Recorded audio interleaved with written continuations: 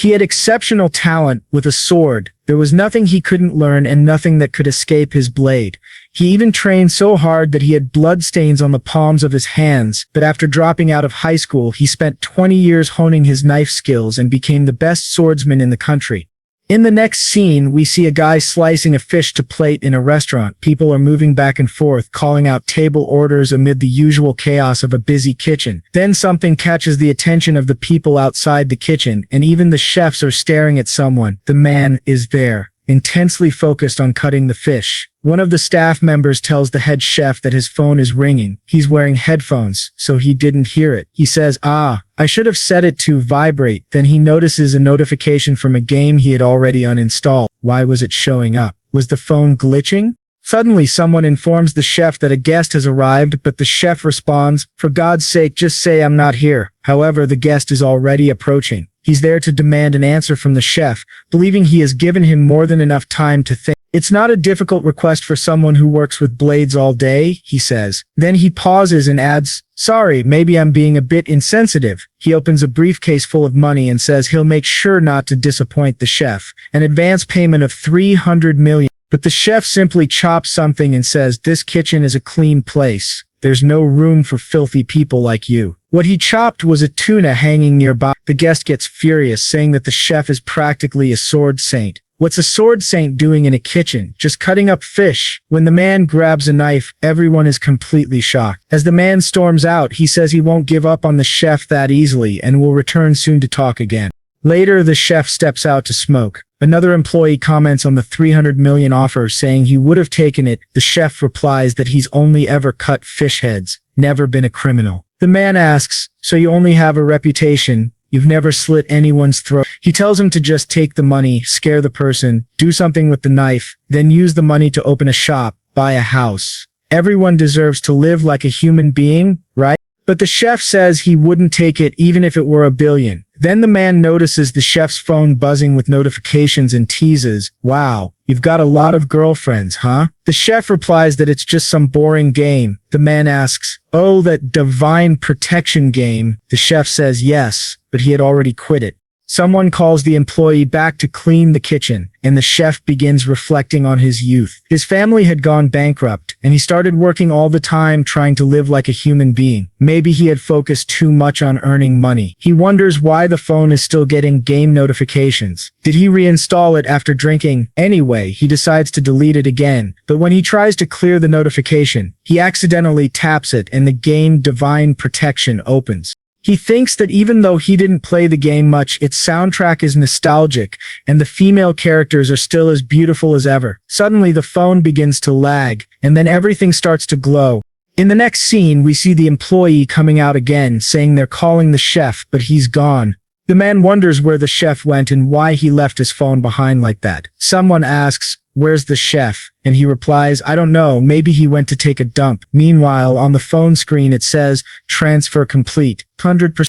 The following scene explains a bit about the game Divine Protection. It's a typical pay-to-win mobile game. You pay and become strong. It has a boring auto-hunting system and is a super generic game that doesn't need much explanation. Someone says, "So you might be wondering, why do I play this game then?" The person explaining admits it's because he likes the appearance of the little girls in the game. He never spent a single cent on in-game purchases, nor did he complete any of the game cycles. He never even played with a main character or an NPC. In fact, he ended up getting reincarnated as one of the background characters, and his name is Kang Gyeomar. Then suddenly, while walking down the street, a woman bumps into him. He's the typical League of Legends player thinking, "Oh my god, a woman." He asks if she's okay since they bumped into each other, but she says it's fine, it was her fault.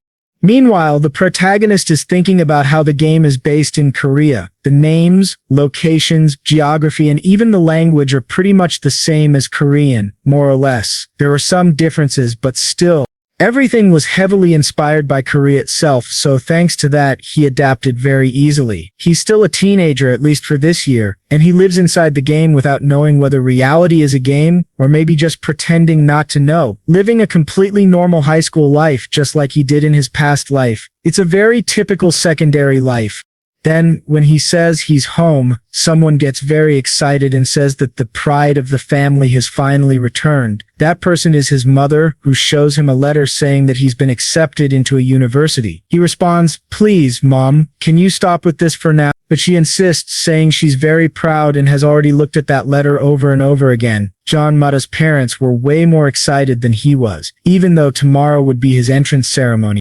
They ask if he's packed everything for the trip. He says yes. He just needs to finish a few things. He thinks to himself that his peaceful, ordinary life is now completely ruined. In his room, feeling very discouraged, he thinks that the time has come. Everyone's too excited, so he can't just give up on this university. He had already asked to withdraw several times, but it didn't work. He's exhausted. He wonders, Kang Jiaomar, how did he even get accepted into a school like this, looking so unremarkable? Then it's explained what actually happened. When he first entered this body, his parents told him that the previous year he had manifested his blessing. He was confused, thinking, what do you mean?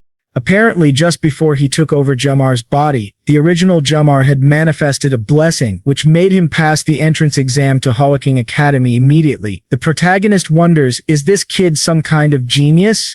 It's explained that a blessing allows humans to use special abilities, basically the same concept as in the game. But not all humans have divine protection. A lot of it comes down to genetics. Richer and more noble families are more likely to have blessing. That's why an elite academy, Awakens, was founded. It was supposedly created to train heroes, but of course it's only open to the elite. However, a new admission program for people from non-heroic families had recently been introduced, and that's how Jiangmar was accepted. The reason they need heroes is to fight monsters, but the protagonist says he doesn't want that reality. It's not his reality. He doesn't want to be in a school being trained to become a hero and go to war. He gets bored just thinking about the fact that he has a blessing. Then his status window pops up and he says it still looks ugly as always. The system shows that he has the blessing of no pain, which stays active for 30 seconds and has a 12-hour cooldown. The protagonist wonders if that's really what got him accepted into the academy. 30 seconds. 12-hour cooldown? That's just sad. But he remembers, that's not the blessing he received when he arrived in this body. The true blessing is from the god of the sword. Anything he hits with a blade will be cut. The activation time is infinite. The effect only works with blades 30 centimeters or less in length and 5 centimeters or less in thickness. He wonders if this blessing is too powerful. Maybe someone's messing with him. He says he's never even seen this ability in the game, but the description is also very basic. If it hits, it cuts. How does that even work? There must be a condition for activation. Then he looks at the blade specs and realizes it's the perfect size for a sashimi knife, the same kind he used his entire past life. The protagonist still has no idea what the game wants from him. Life never goes the way he wants. He finally finishes packing, but oops, he forgot his equipment. Then he starts thinking about the gear he had when he first started the game. Even E-rank equipment costs millions. S-rank gear? Maybe only 2 people in the world have it. He doesn't want anything flashy, so he doesn't waste money. But he also knows if he shows up at school with no equipment at all, he'll stand out. Eventually, he gives in and decides to prepare some equipment. He remembers that in his past life, a teacher insisted that Japanese knives are worth it, so why not give it a try? After all, someone who's truly skilled never blames their tools. The next day, he's all dressed up and ready, carrying his bags. Someone wonders what exactly he's bringing. We see that he's packed with a bunch of sashimi knives. He's standing in a line for the equipment inspection that happens on the first day. The muscular instructor doing the inspection thinks to himself, there's always one prankster every year. I've got to show them who's boss. He slams the table and asks, you think this academy is a joke? You're going to enter this academy with kitchen knives as your equipment? But the protagonist calmly replies, this is my equipment. The instructor stares at him for a moment, then gets angry and shouts, student. But Chomar simply responds, sir instructor, I'm a special admissions student from an ordinary family. My family is not in a position to provide me with proper equipment, Jiaomar says. Are you going to keep doing this disservice? An instructor notices that his tag is a different color, meaning he's a special admission student, and thinks, real equipment is extremely expensive. Now that I think about it, people like him will have a huge disadvantage in their education, won't they?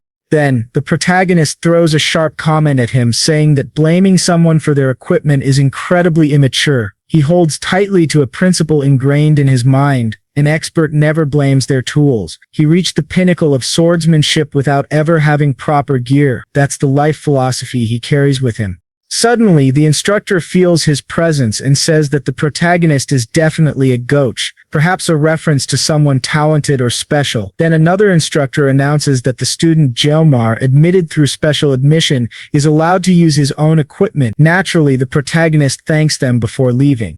Of course, the snobby rich students start talking trash about him because of his special admission, but the instructor immediately tells everyone to shut up. Now, he's standing by the protagonist's side. He says that it all depends on their actions, not where they came from. Understood? And everyone replies, yes. The protagonist thinks, after this, I'm definitely going to have PTSD.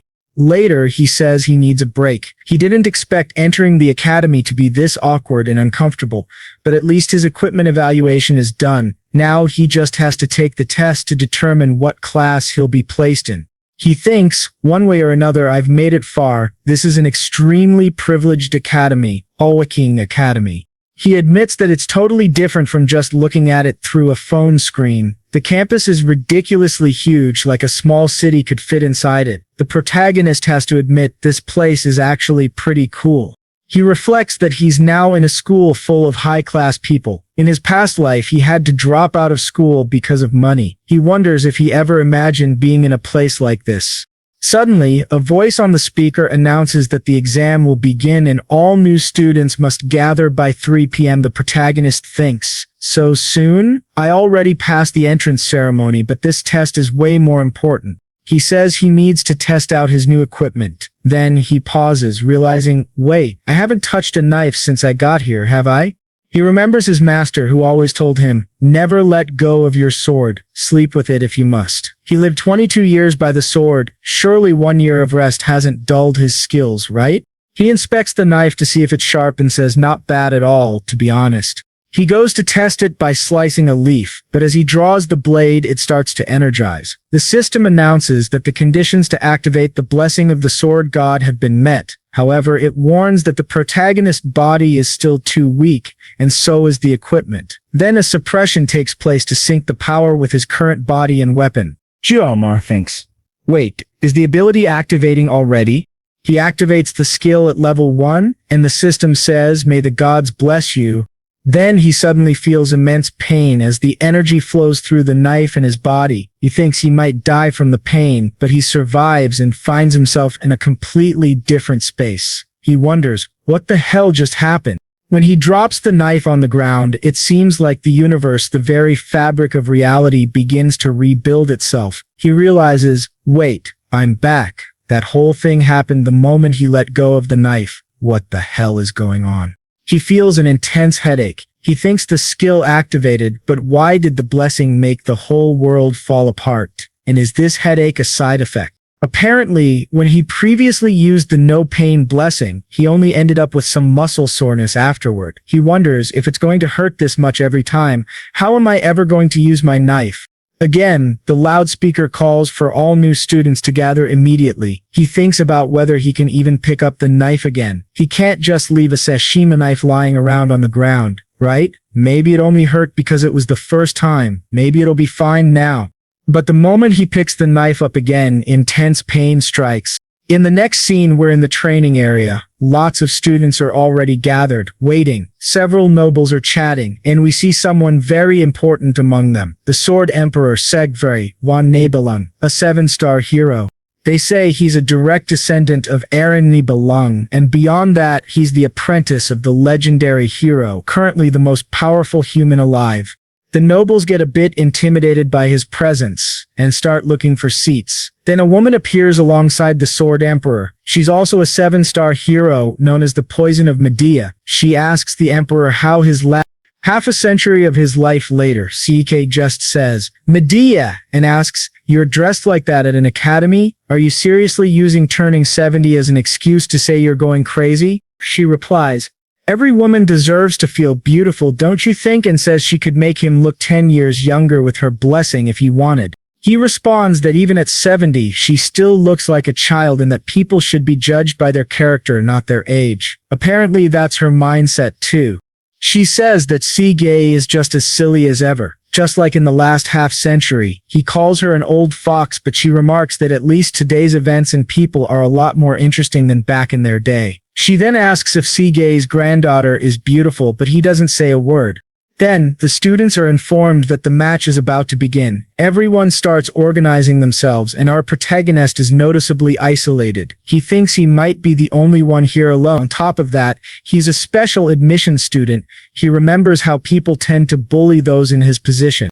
Suddenly, someone walks by and the crowd parts naturally as she passes. The boys are all stunned by her beauty. The protagonist immediately recognizes her. She also studies here. She's Abel von Lung, granddaughter of the Sword Emperor. She's the main heroine of the game Divine Protection. The reason he spent so much money on that game. In the next scene, we're given some background information on something called Subspace, created by the legendary hero Ballard Joachim. It's an alternate space of reality. Pain and experience are real, but they don't affect the real world. Even murder can occur there without impacting reality. The Sword Emperor asks if the training will take place in subspace, and Maria confirms it. She explains that the school is doing things differently this year. It will be a battle royale with groups of 10. The last one standing win. There are also no equipment restrictions. Siags asks, if there are no restrictions, doesn't that mean elite students can bring whatever they want inside? Medea tells him not to even mention it. It seems that these days the academy is focusing only on money. She admits she's had a major headache because of this new system. Siag asks if she's talking about special admissions. Meanwhile, our protagonist is in awe, thinking she's even more incredible in person. Before she was just a 2D character. Now she's right in front of him. He sees other students trying to talk to her and thinks, if I were even a bit more confident, I'd be there too. Abel von Nibelung, the main character of Divine Protection. In other words, the heroine you control in the game. He reflects on how close the character was to the player and how pretty people always seem to end up in relationships. Besides, he's just a special admission student. He tells himself he won't get involved with that kind of school life. The 3 words he's set for his new life are safe, ordinary, and protected.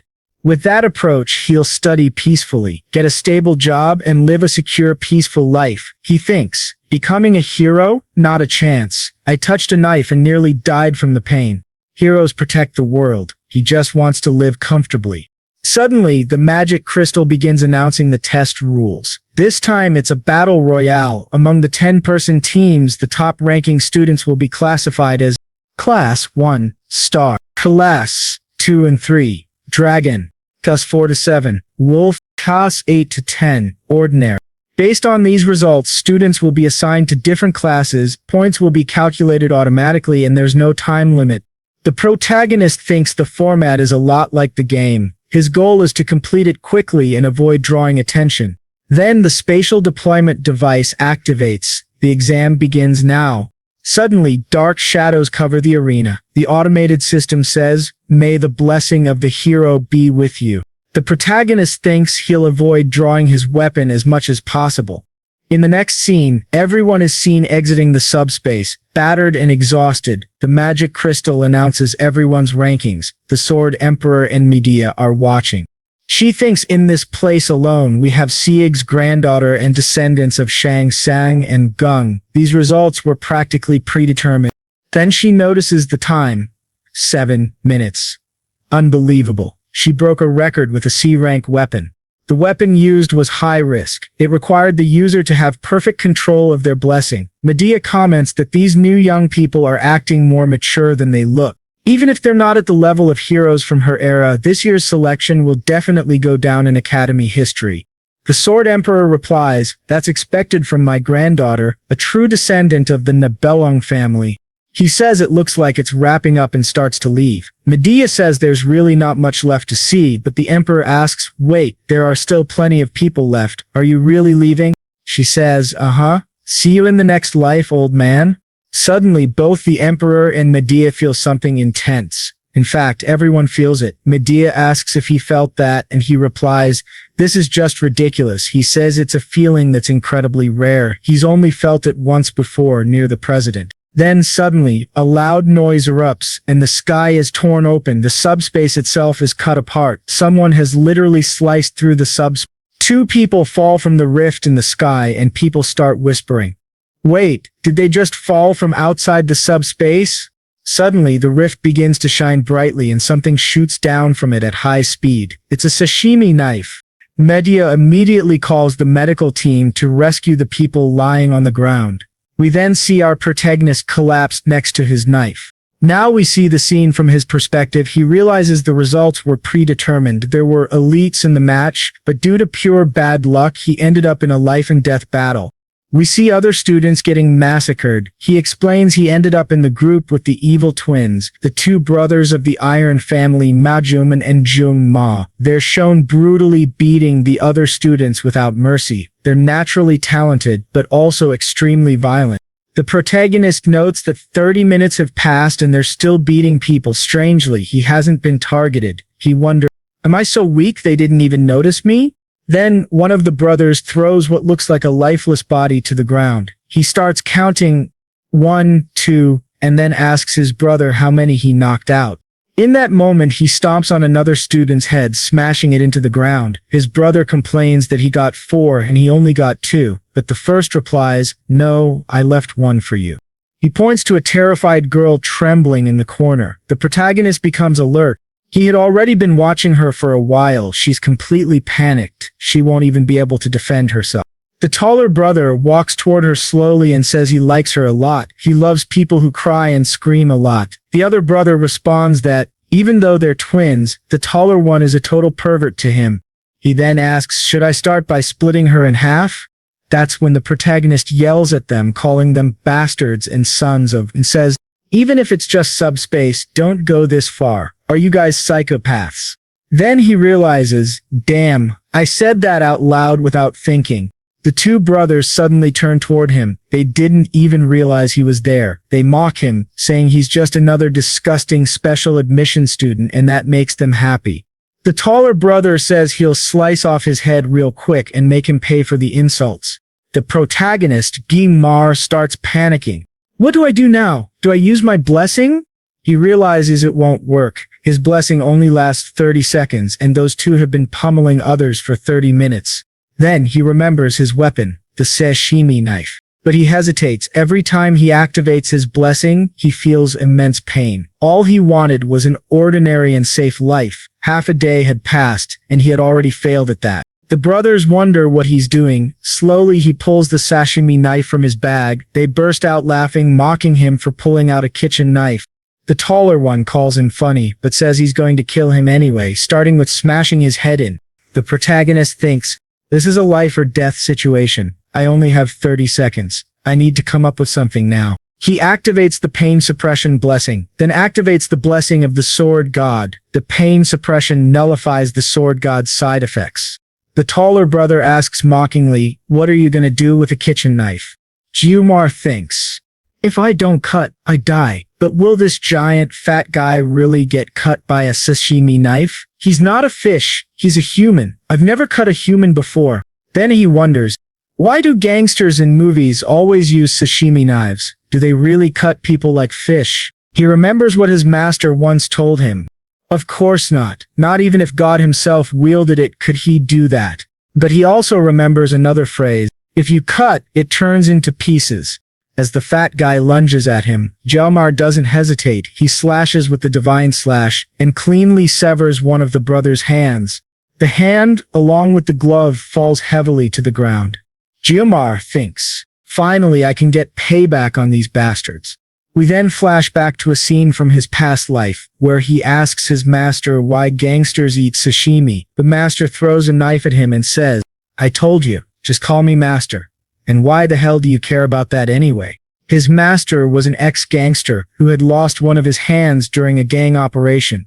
He wanted to make people happy with knives, not sad. So, he opened a sushi restaurant. However, he had exceptional skills with knives. The protagonist then asks, but why in these kinds of movies is everyone so obsessed with this type of knife? Does this really happen in real life?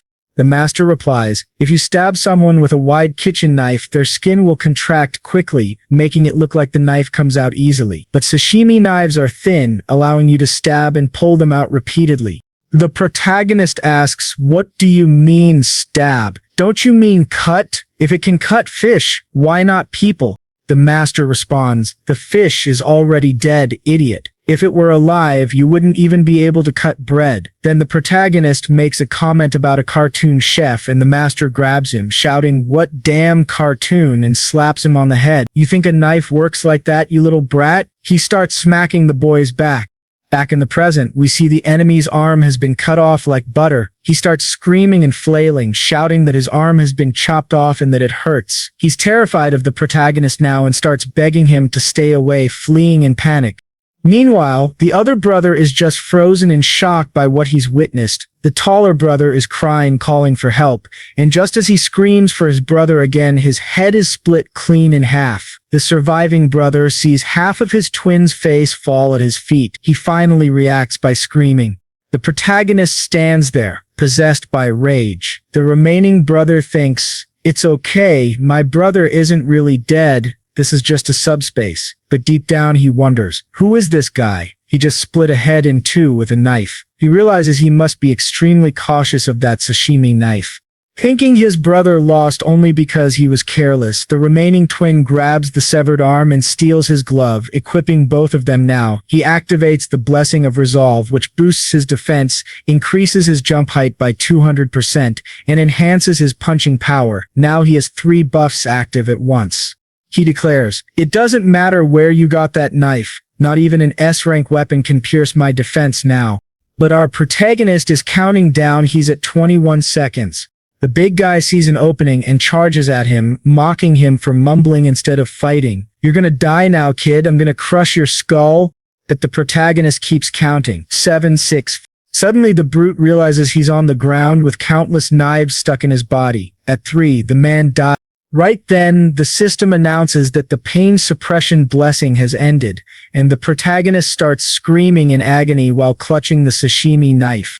In the next scene, he slowly opens his eyes and asks if he's in a hospital. As he tries to get up, he's overwhelmed by pain. Someone quickly passes by the door checking if he's awake and then runs off to report it. The protagonist thinks he just saw a face he never expected to see. The person who, 50 years ago, annihilated the Demon King's army. Standing in front of him are the 2 7-star heroes, the strongest human, Siegfried, and the Academy director, Medea. He wonders why these legendary figures are here. Then Sieg asks him for his name. He replies, "Jamar," and cuts straight to the point, asking what he did inside that space. Jamar remembers the sensation he felt. It wasn't even him in that moment. He wasn't himself in that body. He is already holding his sword, and the protagonist realizes it's very bad to be the target of that man. He says that even though it was just a subspace, he thought the twins went way too far and that he knows he himself went too far too. He says he's ready to accept any punishment. Sieg stares at him, but Medea interjects, "Come on, old man, are you really trying to intimidate the poor kid?" She sits beside the bed and tells Jongmar that it was Sieg who cleared his blocked meridians while he was unconscious. Apparently, she adds, the older people get, the more stubborn they become. She leans in, saying playfully, "Come on, little guy, at least look at me. I really like shy boys."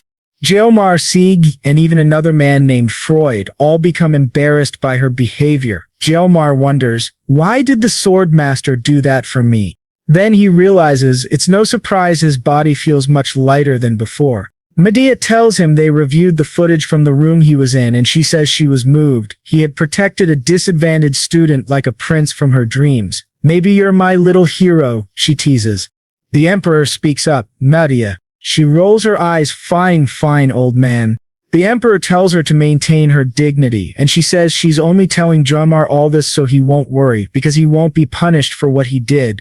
They were only accepted because of a favor from their very influential family. Medea says they will be expelled from the school soon. Jomar thinks, that's a relief. At least I won't have to share my school life with people like that.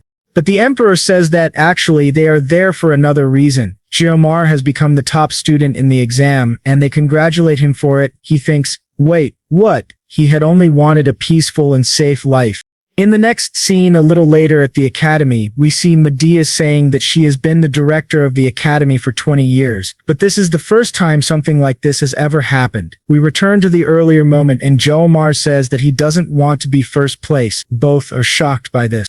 Medea pleads, Geomar, please reconsider. Do you understand what it means to be the star of the class? Maybe he didn't hear properly, but his result was determined by the exam itself. Still, he says he doesn't want it. The emperor just watches silently until Medea calls his name and we return to the present. She asks, are you upset because Geomar took your granddaughter's spot? He replies, of course not. That would be incredibly immature. There's nothing more immature than ranking someone based solely on their connections. The academy chose the best student, so they'll just have to accept that. He reflects on how Geomar had no exceptional innate abilities, no strong physical talents, and very little experience. Still, for a boy his age, he remembers that massive strike. Those movements he saw of Geomar's technique at that moment embodied the very concept of skill that was the pinnacle of swordsmanship. However, he also noticed something off in the boy's meridians. His body wasn't properly trained for the skills he displayed. It was as if something had been sealed inside him, something that shouldn't have been there. He thinks to himself that even at this age, the Sword Emperor is still competitive, especially when the student is the same age as his granddaughter. Medea says, he is very attractive, isn't he? Not just the way he killed his opponents to save a defenseless girl. If I were 10 years younger, or maybe even now, I might give him a chance. She changes the subject and asks, what are you thinking about, old man? The emperor asks, what do students these days call someone like you, huh? Medea replies, why don't you use that shiny bald head of yours and try to guess? What do you think people call ladies like me? He just replies, bitch. She gets really pissed, slams her teacup on the table. The next scene shows the protagonist heading to his class, the wolf class, and he remembers why he's here. Medea had told him he would be placed in the wolf class, but Geomar had said, Director, I want to be in the tiger class. Is that possible? She replied, of course not. The top student in the tiger class? If the best student were placed there, the credibility of my school would be ruined. Becoming a tiger is not permitted for you. She added that in return she would keep his secret. She thought that if he were placed in the tiger class, the academy's executives would pressure her even more. Geomar, on the other hand, thought his idea was to complete his studies safely in a lower-level class instead of constantly fighting in a high-level one. The wolf class was still within his expectations. However, when he entered the class, everyone was staring at him, but only because he had slammed the door. Once they saw he was in through special admission, everyone just ignored him. He thought, they ignored me. If you're going to ignore me, at least stop staring, right? If they really ignored him, that must mean the director kept his secret. It seemed like he might finally be able to live a peaceful life after all, a rare bit of good news. Then, we see the girl he saved earlier approaching to thank him. She says, back in the exam, do you remember? And he replies, yes, of course. He thinks to himself, why is she using such formal language for someone her age? He tells her there's no need to thank him because anyone would have done the same, but she insists she had to thank him for what he did. Geomar thinks, I only did it to save myself, not her. Now he feels a bit hypocritical. He takes the opportunity to introduce himself. I'm Kang Geomar, she replies, that her name is Chloe, and he says it's nice to meet her and that it's good to have at least one familiar face in the same class. She says she feels happy about that too. He thinks, Chloe, I don't remember this character from the game, but also reflects that the main characters in the game are few, so it'll be hard to recognize everyone. Maybe she's an extra character, just like me. Geomar then tells Chloe to keep what happened during the exam a secret. She says, yes, of course, and was about to ask him for something when the professor yells for everyone to take their seats. Geomar says, let's talk later, okay? The professor throws a book onto his tablet and says that everyone there should be proud. They were all chosen to inherit the legacy of their brave ancestor, Valor Awakens, and should embrace that pride. His name is Bin, and he's the instructor of the wolf class. He says that since it's the first day, they'll start with some basic exercises. Everyone must gear up and report to the training area in 30 minutes. One of the students asks what they'll be doing, and Bin replies that it's very simple: no push-ups, no sit-ups, no squats, just run 10 laps around the training field. If there are no more questions, they can begin. Geomar thinks, by the end of this training, do we all go bald or something? He approaches the professor, who asks, what do you want? But the professor calls him by name, and Geomar thinks, wait, he knows my name? He says he wants to skip the training because he's not feeling well. but the professor says that since he's an excellent student, this routine won't even make him sweat. In fact, today he'll be doing training meant for the star class. He also adds that the director said Jomar should always receive a higher level training load than the rest of his class. Jomar thinks, that damn old hag. Then he tries to change tactics and says, actually, I need to use the bathroom. I was kind of holding it, you know? The professor replies, of course. As expected of a good student like you, I'll wait for you there, all right? Next, we see Jomar running, but he's behind everyone else. He says he can't take it anymore, he can't feel his legs. He's practically dying, repeating to himself, 1, 2, 1, 2. Then Chloe shows up beside him and asks, are you okay? You don't look well. He replies, no, I'm fine. She then asks, Jomar, how many laps have you done so far? He says, I think 5. When he asks how many she's done, she says 7, and he's shocked. But Chloe encourages him, saying he'll make it in the end. Then she runs ahead, and Jomar thinks, that damn exam is what ruined me. In the next scene, back in his room, we see several empty water bottles on the floor. Jomar finishes drinking another and thinks, this sucks. I'm exhausted. It's only been a week at the academy, and I've already faced so many problems. He remembers his first time in the cafeteria. He was already in line asking for food because he was starving, but then thought, wait, why is there a ticket machine here? Isn't food free? He told the lunch lady to start preparing his meal because he'd quickly go get a ticket. But when he saw the price, the scene cuts to a large menu on the wall. He read, spicy pork rice, 50,000, and thought, my God, why is it so expensive? So far, he had only been drinking water and hadn't eaten anything. Then he throws the bottle. He hits the wall, furious and starving at this point. He thinks about how his parents offered him money and he should have accepted it. He's been surviving on the cheapest water on campus so far. He also missed the supplementary dinners. He wraps himself in his blanket and thinks he needs to reflect on something to forget the hunger.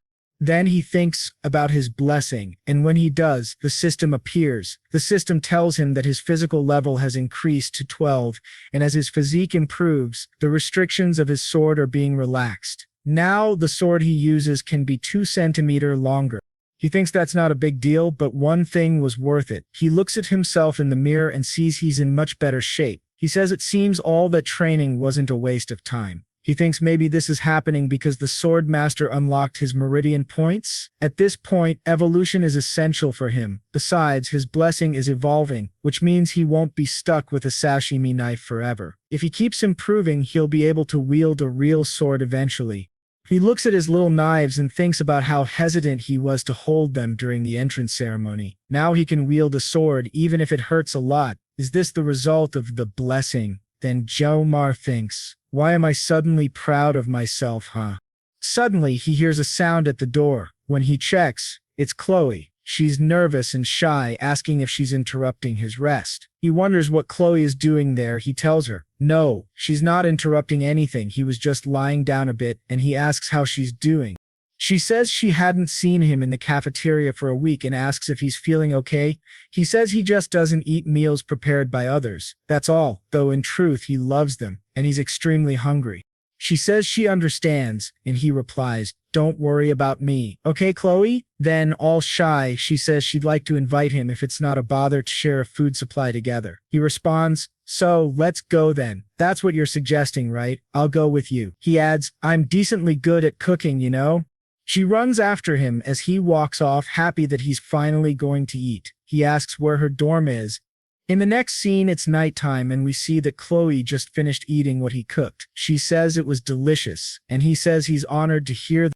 She comments on how quickly he prepared such a tasty meal and says she had never cooked fish or tasted that kind of flavor before. He says he'll go check the fridge but mentions that she really seems to like fish. She says yes because she was born and raised on the coast. He says that's excellent, because preparing fish is his specialty. The protagonist thinks that he can finally do something he's good at, without his hands hurting. He says he's going to reminisce a little and cut some sashimi, but the big problem is his blessing. If he picks up a kitchen knife, it'll activate and it hurts. He asks her if she has a larger knife, saying that all the swords he uses in combat look like this one. Then she catches his attention and shows him a huge katana, saying, will this work? He replies that it's okay, he'll just use the kitchen knife. He thinks it's easier to use the pain blessing and get this done in 30 seconds. He remembers that in his past life he was called the best swordsman in the country, so he figures he can handle it. He activates the sword god's blessing. In the next scene, all the food is already eaten. He says it only took 21 seconds. He scaled the fish, removed its bones and guts, and filleted the meat. He says it was a work of art. I guess I still got it. She asks how he got so good at cooking. He tells her he used to work in a restaurant. She asks, what does part-time job mean? He responds, oh, you don't know what that is? Sorry. The protagonist thinks that maybe it's not a difference between worlds, just a social one. He says that in any case, her enjoying the food he made makes him feel very flattered. She says that since he cooked, she'll wash the dishes, and he agrees. All right, sounds good.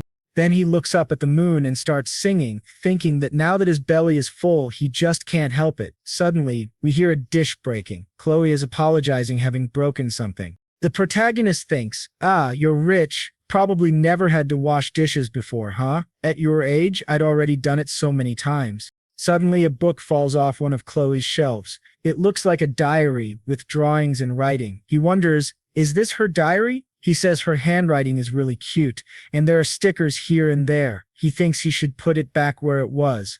But then he stops to look at one page and thinks she's really kind and sweet. He decides to sneak another peek. Why not? Then he gets to a page that talks about him. It says, I love you, I love you, I love you, I love you, I love you, and about 80 more times. Seeing that, he thinks, oh God, now I'm screwed. Then we hear another plate breaking because Chloe has turned around and asks if he's reading her diary. In the next scene, it's explained that heroes are respected for slaying demons, and that reputation grows even more when they gain global recognition. However, in the name of this power, some factions abuse the weak simply because they have authority.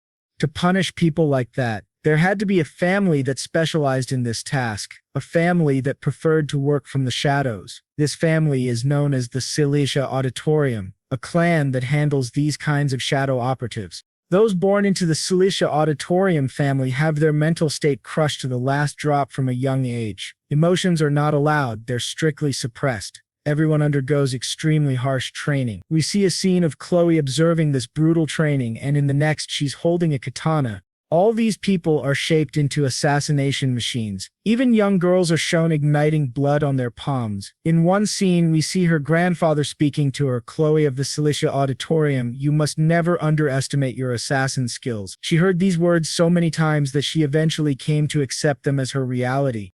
The training completely warped her nature, casting a heavy shadow over her heart. Her identity eroded until only traces of emotion remained, and it was at this stage that Chloe entered the academy, Wakim Academy, where students were placed in classes based on their aptitude.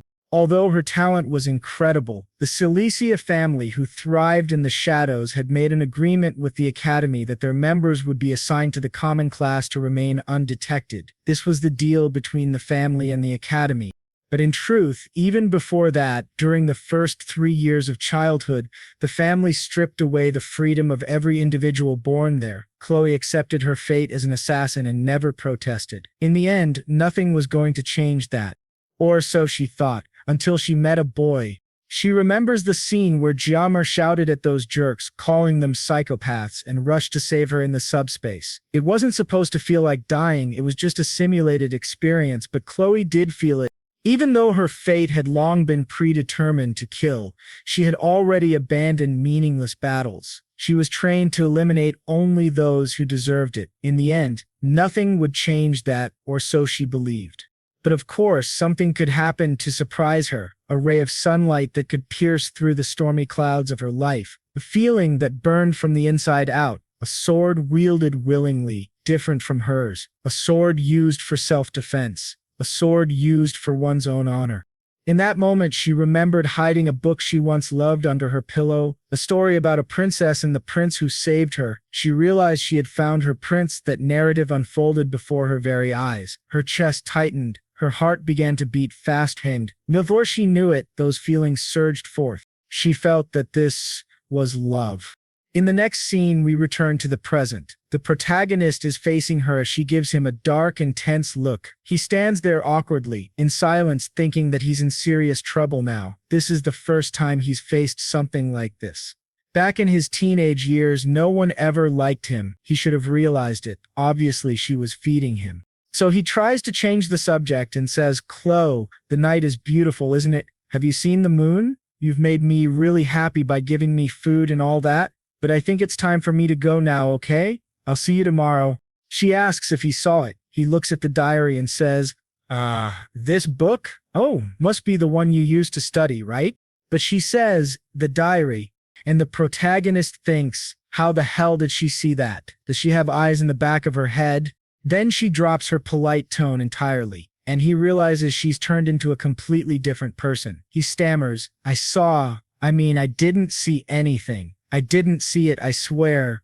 Okay, I saw it. She begins to unsheath her katana. The protagonist thinks, wait, what? Just like that? He realizes jumping out the window isn't an option. He's on the 4th floor. He'd be crushed when he hit the ground. The only way out is through the door, and now he has a serious problem. He's trapped.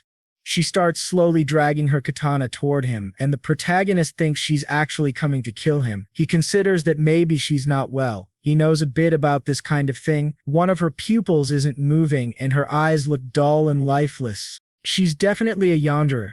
She was all cheerful just a moment ago, and now there's no way. She's absolutely one of those anime yanderers with a dual personality. He thinks that managing someone like that is already extremely difficult, but if the person also has a split personality disorder, then it's game over. And then Geomar realizes the thing that triggered all of this was the diary. If that's the case, she'll pursue him until he dies to ensure his future safety. He needs to take the initiative today. He thinks her aura is much worse than those big guys he fought before, and Guiomar realizes that this academy is getting tougher. He thinks he needs to get out of this situation. He's only used 21 seconds of the Blessing of Pain, which means he still has 9 seconds left. The sashimi knife is still there, but he won't be able to grab it because she's too close to Chloe. But Chloe is already preparing, and the protagonist grabs the first thing he sees, a utility knife. As she charges toward him with the katana, he grabs the utility knife and says he needs to end this now. He thinks the blade is too small, and the system informs him that this type of exercise increases mental resilience. His words and actions have gained temporary intimidation, and the blessing of the sword god has been activated. May the gods be with you, Jomar. The two face off, one with a katana, the other with a utility knife. He says Chloe has long hair and maybe she'll need to cut it a bit. We only see the cuts being made in the air.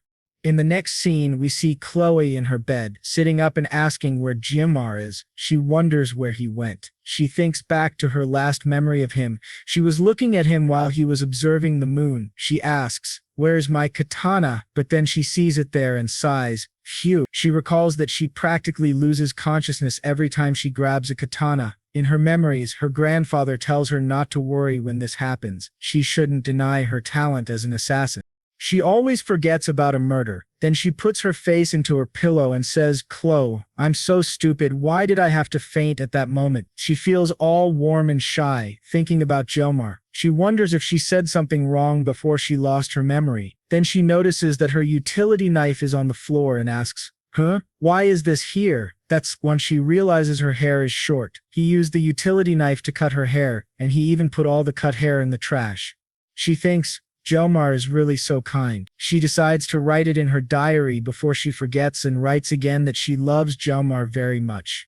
In the next scene, we see him outside vomiting. He thinks that somehow he managed to escape that situation. He only used 5 seconds of his blessing, and he feels like he might vomit again. With that, all the dinner he ate is coming up. After vomiting a lot, he sits down on a bench to rest. He says he's vomited everything out and is hungry again. He starts thinking about who exactly Chloe is. Her swordsmanship was perfect. She came at him with the intention to strike his heart in one blow. This is a technique only assassins can master. If he had been caught off guard, he would be dead right now. When he thought his life was in danger, he instinctively aimed for her neck. Luckily, the utility knife was too short, so she only ended up cutting her hair. Jomar thinks that he cleaned up the mess, so there shouldn't be any issues later. Right? He thinks that maintaining peace in this place isn't so easy. Apparently being ordinary is much more difficult. He reflects that for the first time when he came into this cursed game, he had no ambition. Just using a sashimi knife, He reached the pinnacle of fencing. It's hard to imagine, even in the wildest imagination, but that's what they say. Everyone knows how to do something. Besides having a miraculous blessing, the divine protection is the name of the game. So the protagonist also has a blessing beyond the blessing of valor. Joaquin, the legendary hero. If Jumar remembers correctly, it was one of the legendary blessings in the game. But the content of the blessing is very simple: save the world from the Demon King's dangers. But the protagonist has a legendary sword called Wound. However, a sword is known to choose its master. Meanwhile, Jamar can use a sashimi knife. He thinks he needs to control himself. Nothing here is real. They're just characters. Nothing is real. He even forgot the goal he had before. But then he stops to think, is there really a person so ordinary in this world? Jumar wonders if he's already given up on knowing who the main character is and who isn't, but at least now he knows how to handle himself in this game. It's been a week since he started studying at the academy, and based on the game's story, the protagonist should be receiving his blessing now. He's late for the registration, and it seems like the story is progressing at this point. Jumar knows the general story, but doesn't know how it ends. Of course, knowing this kind of thing is just an addition. No matter what happens, he'll follow the main storyline. He'll lose any advantage or shortcuts he might have. And as Jumar remembers, the game starts to get darker in the second semester of the third year. Demonic tribes and the like, all of them chasing after the protagonist. The Academy has to take action against the demons, which escalates quickly, and in the end, a war breaks out between humans and demons. As a result, the game turned into a cliché. Jumar remembers thinking in his past life what a sudden twist the story had. One moment he was living a peaceful school life just as he wanted in the game, but suddenly, everything started deteriorating. After that, he deleted the game, but just thinking that a war will happen in this world, he wonders if he will die in that war. No, he doesn't want that to happen. He still has 3 years to prepare. Right now, he needs a more realistic goal. He needs to get stronger to survive. Jumar thinks that most stories have a happy ending, don't they? So, he figures it won't go too badly for him. He just needs strength to protect himself, to survive the war. However, he plans to train as discreetly as possible. If he stands out too much, he might end up being forced to fight in the front lines of the war, and he needs to avoid that at all costs. Moreover, he has to restrict his use of the blessing of the sword god because it makes him too powerful, but the physical strain it causes isn't worth it. He starts analyzing the system screen, which shows his abilities, and wonders, why is there so much new content that wasn't in the game here? Body, mind, equipment are shown in the game, but what is this assimilation, and what are these 3 question marks he's seeing? He taps the system screen, and it says that the conditions have not yet been met for Jamar to access this. He thinks that's not important right now though, because another question pops up about this so-called gift he received. Besides that, he needs physical training and a new weapon. Additionally, since he can only use his blessing of pain for 30 seconds, he needs to train with a sword that doesn't meet the sword god's blessing requirements. Fortunately, there will be a monster extermination practice next month, and the reward for that is a Murasami, a rank B weapon. If he can use it well, it will be enough for his graduation. He hopes that sword won't work with his blessing. As he reflects, he thinks there's much more he has to do than he initially thought. Just then, someone catches his attention. It's the granddaughter of the Sword Emperor, who says that the spot he's sitting in is hers. She seems to be sweating from a walk. She stares at the protagonist and he moves a little to the side. She asks if he could move a bit more. He moves and thinks, Abel, I shouldn't have looked at her like that. Then Abel says he doesn't need to leave, just move a bit. Jomar thinks, how is this place hers?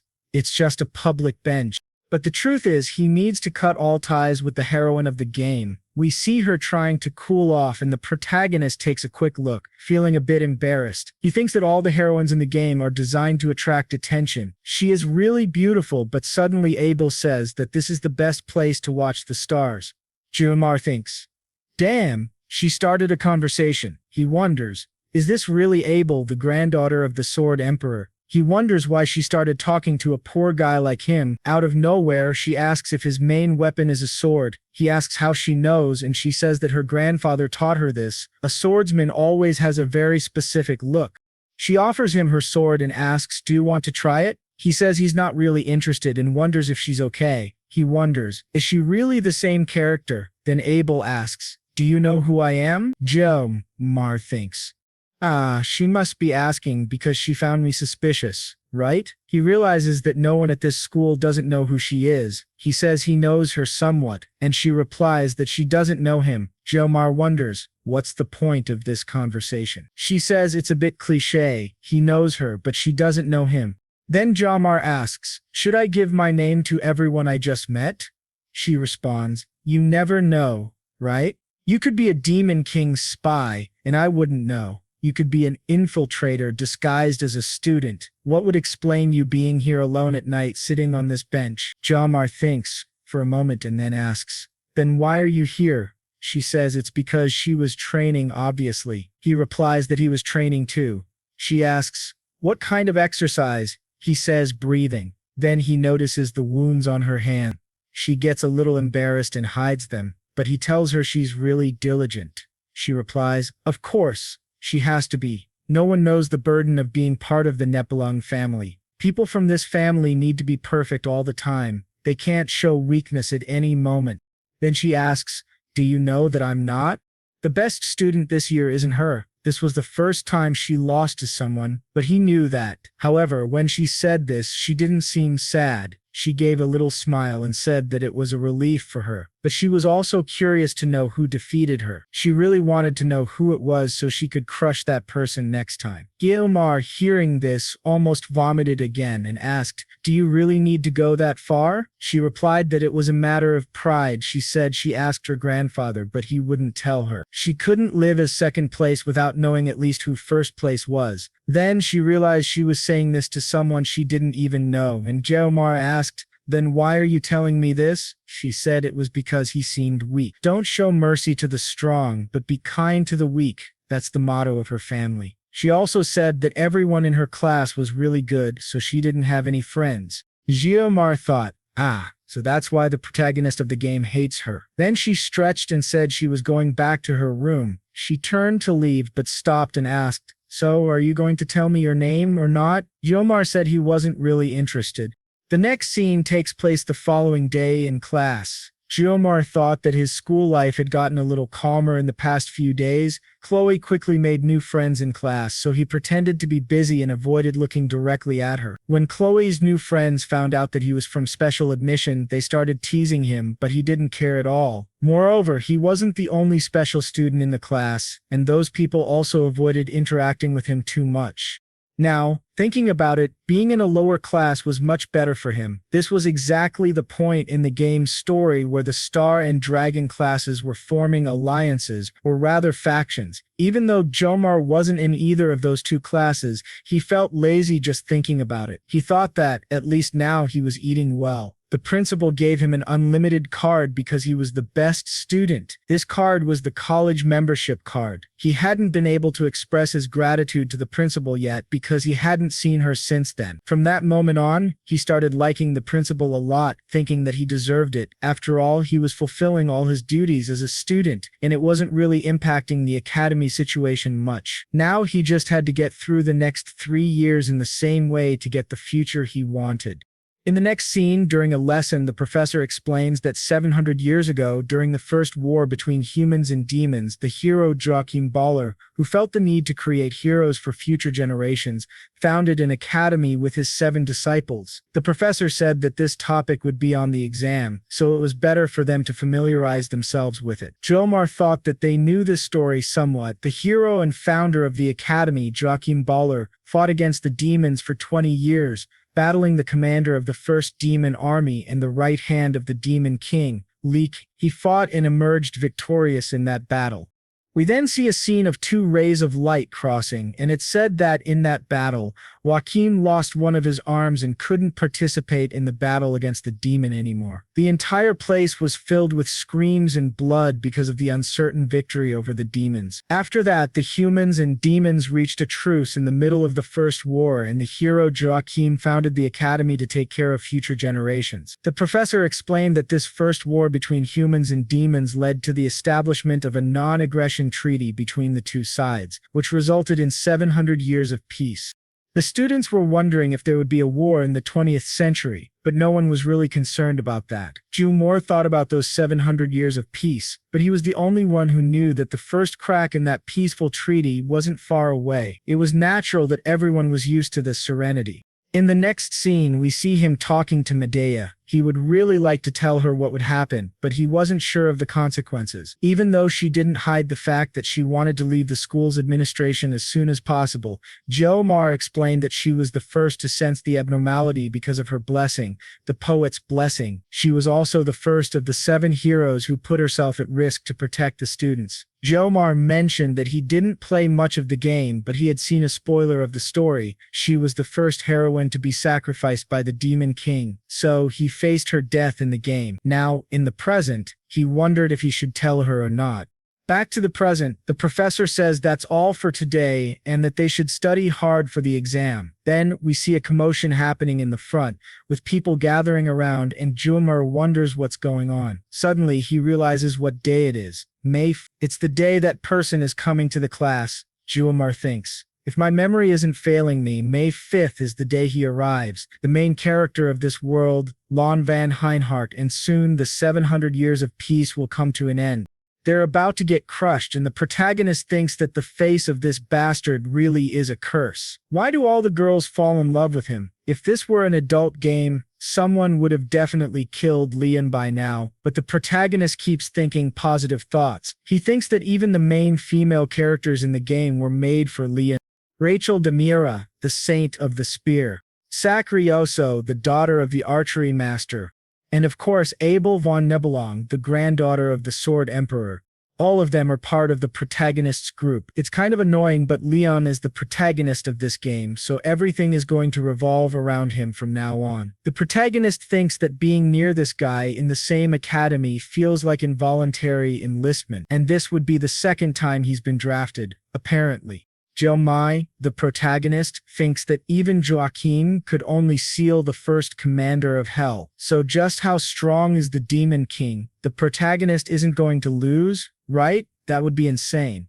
Then suddenly, Leon glances at him and gives a little smile. He's caught off guard but says, it's fine, this is just a game. The protagonist will handle everything. It's not my problem, he thinks. Still, he admits that Leon's face is really convincing, almost inspiring. He almost got convinced to fight demons right there. Then, suddenly someone calls out to him. In the next scene, it's night at the training grounds, and we see the protagonist training with a longer sword. He realizes it worked. A very long sword doesn't activate his blessing because it's still too weak. At least he needs to learn the basics of swordsmanship, right?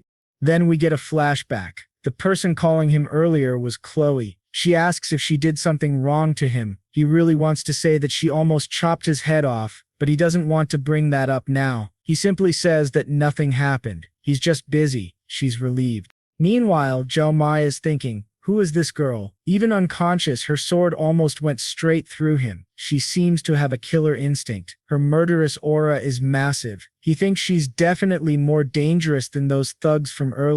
Then she asks if he's doing anything that night and if he wants to have dinner together again. She says she really wants to take care of him. She means cook for him. She's not that good, but she wants to try, just for him. The protagonist thinks, dinner, huh? He remembers how she almost killed him last time, but her eyes were so cute, pleading and desperate for him to say yes. He thinks he might even feel bad if he turns her down, but he also thinks that if he accepts, he might wake up in a freezer the next morning. So he says, hey Chloe, instead of dinner, could you do me a favor? He says there's something only she can help him with. She thinks, only me? What could that be? He asks her to teach him swordsmanship. In the present, he thinks that he really needed a teacher for this anyway, and this is a great excuse. After all, Chloe is really powerful. He also remembers that the night before he watched a video called How to Survive a Yandere. Let's see if it works. She shows up all nicely dressed, asking if he had already arrived. The protagonist hadn't even noticed she was already there. She says she came at 6:30 and he says, wait, weren't we supposed to meet at 8? He starts looking at her and she gets a little shy, asking if she looks weird in those clothes. He says, no, of course not. But the protagonist is thinking about something he hadn't noticed before because of her uniform. She has a lot of muscle under that outfit. He thinks, she looks really cute today. Then he hands her a wooden sword. She asks, wait, we're not using real swords? Jomot thinks, what do you mean she expected real swords for training? He says, we're just training, calm down, no need for real swords. She gets a bit flustered and then says, in a very awkward way, that he's really nice. The protagonist starts prepping himself with lessons from the Yandere survival guide. When she swings the sword to test it, a huge gust of wind bursts out. The protagonist wonders just how strong she really is. Even Artemo seems weak compared to her. He thinks he's really weak, but at least his blessing didn't activate. He opens the system just to check again, and yep, the sword's length is still too much for his current skill level. His ability doesn't support that type of blade yet.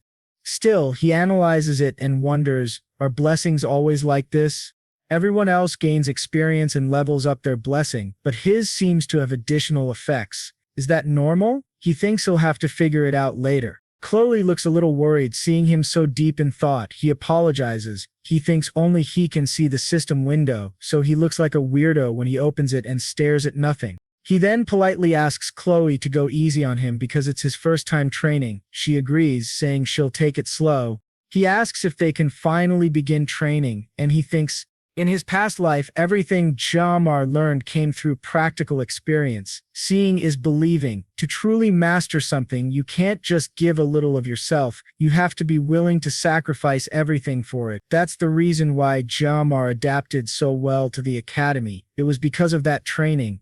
As Chloe gets ready, he thinks that this mindset has been with him since his youth. He notices that his palm is sweating, and his stance feels a bit awkward, but the final strike must always hit the opponent. Suddenly, Chloe charges at him without any warning. He thinks she came at him way too quickly. She almost hit his neck, but he manages to dodge with great difficulty. He remembers that she said she would go easy on him. When she changes her grip, the protagonist can barely lift his sword to defend himself, but he thinks he's finally got the right stance. However, Chloe has already jumped and is on top of him. He thinks she's still incredibly fast, but wonders why she backed off earlier. Their swords clash, but hers is so powerful that it cracks his training sword. She continues attacking him rapidly, again and again, and he thinks her strikes are incredibly heavy. He's almost at his limit trying to block everything. He needs an opening, an opportunity for a counterattack. But then his sword is simply split in two. Chloe seems to come back to her senses and apologizes. She tried to be as gentle as she could, but she still broke his sword. The protagonist remains still, and she wonders what's going on with him until she notices something and is shocked. Because the sword broke, meaning it became shorter, the blessing of the god of the sword activated. The system notifies that his sword has been damaged and that Jamar's level of humanity is decreasing. He activates the blessing of the god of the sword, and the system warns that what's happening is due to an error. The strength suppressor has ended up adjusting the target's personality, in this case, Jamar. Suddenly, we see a kind of simulation of his past life. He wonders, I'm back in the kitchen, and sees a fish on the cutting board waiting for him. He needs to choose what to cut it with. A cleaver? No, it's not appropriate. It triggers an error. A katana? Definitely not. He's not cutting a fish with a katana. He finds the perfect tool. A sashimi knife. He thinks it's weird, but okay, he'll cut the fish. He just needs to let everything flow as it should. We see him moving like a puppet, doing everything exactly as it should be done. Then the system notifies the protagonist's personality has been changed to evil. Chloe asks if he's okay, but he moves like a zombie until he suddenly charges at her with incredible speed. She manages to block, but the strike is so heavy that it knocks her back. The protagonist throws her across the field. She crashes into a wall, coughing up blood, and says that he's completely different from before. When he tries to stab her, she narrowly dodges. Jamar is completely out of control. Chloe realizes that just one hit from him has left her nearly unable to move. She wonders what happened to him. She doesn't know why he suddenly became like this, but the training needs to end. She pleads with him to stop, but she doesn't realize that he's no longer listening. He charges again. She thinks she won't be able to dodge this one and keeps calling out, begging him to come to his senses. Just as he's about to strike, she screams his name, and he returns to that simulation. He wonders, what's going on? Is the fish I'm trying to cut alive? The fish represents Chloe, who is shouting his name. He wonders, why is the fish yelling Jamar? Then he looks at the reflection in the knife and thinks, that's right, I am Kang Gamar. He questions where he is until he sees Chloe begging him to stop. The protagonist throws his sword aside before striking her. She realizes that he's finally regained his senses and says it's best to stop for today. She asks if he's okay. He simply thanks her for the training and walks away.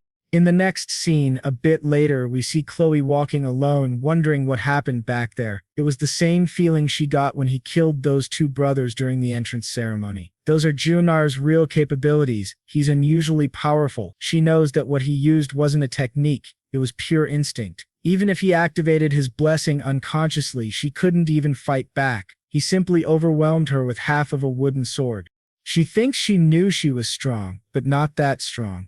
Then someone calls out to her saying she seems happy today. His name is Nox Auditory from the Auditory family, the same as hers. He's in the second year from the Tiger class. She recognizes him as her older brother. He asks if she entered the academy just to hang around with commoners, but she asks him not to speak that way about Geomar. So his name is Jamar, huh? Then he'll keep an eye on this Jamar guy, Nox says. But she simply turns around and replies that if everyone from the Auditory family were to come, no one would be able to kill Jamar. Nox is left wondering as she walks away, repeating to himself, Jamar, huh? In the next scene, inside Jamar's mind, he reflects that he needs to clarify a few things. The power given to him is far from a blessing. It feels more like a curse. He simply can't trust the blessing of the god of the sword. So he searched for new weapons. Even so, this power chased him down and took control of his body, as if the god of the sword thought all his efforts were a joke. He didn't feel pain during that moment. He felt pleasure, a corrupted, intoxicating pleasure. That blessing was toying with him like a puppet on strings, whispering sweet words in his ear. Cut, kill, destroy. He gave up control of his body, but Chloe's indistinct screams, screaming his name over and over, finally brought him back. Her voice made him recognize himself again as Jomar. With her shout, the fragmented world became whole once more. So he threw away that wooden sword, which felt as if it were fused to his flesh and bone, because instinctively he thought that was the best decision. The girl who tried to kill him moments ago, Chloe, was the same one who brought him back to consciousness. He was a little upset that the sword broke, but for once he truly felt gratitude. He left the training room quickly before the blessing could activate again. But will he really be able to control that blessing next time? This gift, which feels more like a curse, has already taken a part of his life as payment, a so-called gift that he will have to deal with for the rest of his life. He doesn't want this. He just wanted a normal life. He thought he could just take care of small problems as they came up, but now he realizes there is something inside him, something that consumes his sense and reason. It's not a blessing, it's a curse that wants to consume him entirely, a power that never should have been given. In the next scene, 3 days later, we see the wolf class. Chloe is talking to someone but seems downcast because she's wondering where Jomar is. She can't even contact him. She didn't get his number or anything. Why didn't she ask for it before? She even went to his dorm, knocked on the door, but he only responded with groans of pain. She was afraid he might hate her if she kept knocking, so she left. She likes to observe him from afar, especially when he's lost in thought, resting his chin in his hand. She doesn't even know how many times she secretly looked at him in a single day. She was always careful with her words around him so he wouldn't think she was annoying. At first, she was attracted to him because he risked his life for her, but maybe that was just an excuse to fall for him. Either way, she really misses him. The next morning is gloomy and overcast. We see the professor, clearly angry, yelling for everyone to shut up. He asks if they're all attending this prestigious school just to put on a performance. Since it's raining, they won't be training today and will stay indoors. Even the professor is worried about Jomar, who hasn't been showing up, but he thinks that, as his favorite student, Jomar must have a good reason for it. So like a good educator, he decides to wait patiently. Then, someone opens the door. The professor is furious, scolding whoever is late, but then he sees that it's Gamar. The professor is surprised. Gamar walks in with a lifeless gaze. He simply doesn't seem to have any spirit left in his eyes. Chloe stands up, concerned, asking if he's okay, but he simply apologizes to the professor for being late. The professor tells him it's fine and to just go sit in his place. The other students start whispering, wondering if he always had that kind of aura. For someone admitted under special conditions, he's incredibly intimidating. The room's atmosphere becomes tense and awkward. In the next scene, during lunch break, everyone is heading out to eat. Chloe approaches Jomar and asks if everything is okay, what happened to him, but he replies that it was nothing serious. She reminds him that he missed several days and she thought something might have happened. She asks if it was because of the duel they had. He says no, he was just a little sick, and thanks her for her concern. She blushes, feeling relieved, and says if that's all it was, she's really glad. But the protagonist thinks to himself that she didn't believe that excuse, and she's right. He explains that, over the past 3 days, he went through something like extreme withdrawal symptoms. He was mentally exhausted. He couldn't even leave his room to eat. All he could do was lie in bed and pray for the convulsions to stop. He suffered through pain even worse than what he had endured from using a broken weapon, much worse. But that wasn't the only thing that happened. When he looked in the mirror, he seemed mostly the same, but his face was sunken, and some strands of his hair had turned white. That was the punishment of a god. Chloe seems to feel guilty about all of this. Well, considering everything that happened, it kind of makes sense, but it's better for him to leave it behind.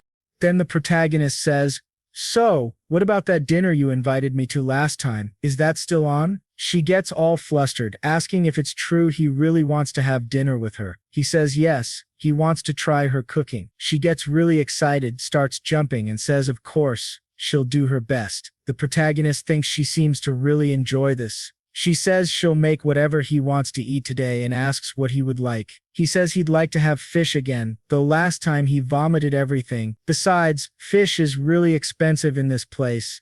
Suddenly, he feels something approaching. Both he and Chloe look up and see her brother Nox, radiating a murderous aura. The protagonist notices Chloe is completely shocked and asks her if she knows who that is. The two lock eyes and Jomar approaches him, saying that if Nox has something to say, he should just say it instead of staring. But Nox has a murderous look in his eyes. The protagonist thinks, what's with those eyes of his? Then Chloe steps in front of Jomar, telling him not to talk to that guy. She keeps asking why her brother even showed up. The protagonist notices her whole demeanor changes in her brother's presence. Her voice is trembling a bit. She seems scared of something. Nox asks Chloe if she really broke the family rule for this boy because he doesn't seem like much. She responds that whether she's from that family or not, she has nothing to do with them anymore. But he tells her there's no way to wash that blood off her hands. A Tori is always an additor. The protagonist starts wondering what kind of drama this is. What tragic story is unfolding right in front of him? It feels like she's a rebellious character from a Victorian novel, but Nox simply tells Chloe to stop being stupid and come back to the family. She suddenly yells very loudly, telling him not to talk like that about Jomar. The protagonist thinks she overdid it a bit. My God, maybe she could tone it down with the yelling? Then it suddenly hits him. Now diddery. He just remembered that. Specialized in infiltration and assassination, they're a shadow group that appears halfway through the game. From family to family, they are small in number but solely trained for assassination. Every member of the auditory is ridiculously strong because they are trained from childhood. They are killing machines. So if Chloe is an auditory, my God, what kind of situation has he gotten himself into? Suddenly, Nox's expression makes more sense. He has that cold, merciless assassin's look. It's not the expression of someone who hesitates to kill. The protagonist knows that auditories only kill to maintain order. They don't just kill for no reason. It has to be justified.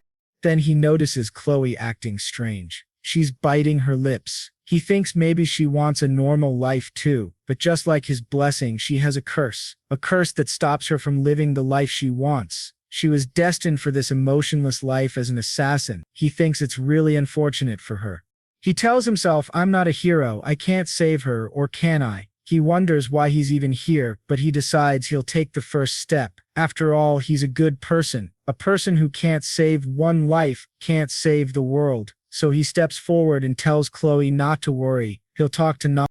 Can he really save the life of just one girl? He knows his blessing is a curse, but even so, he's not going to run from it anymore. He tried to escape his blessing, but it didn't work. In stories, they always say there's no paradise for those who keep running from their problems. And it's true, he can't run from his own problems. He'll walk toward them. He'll take the first step now.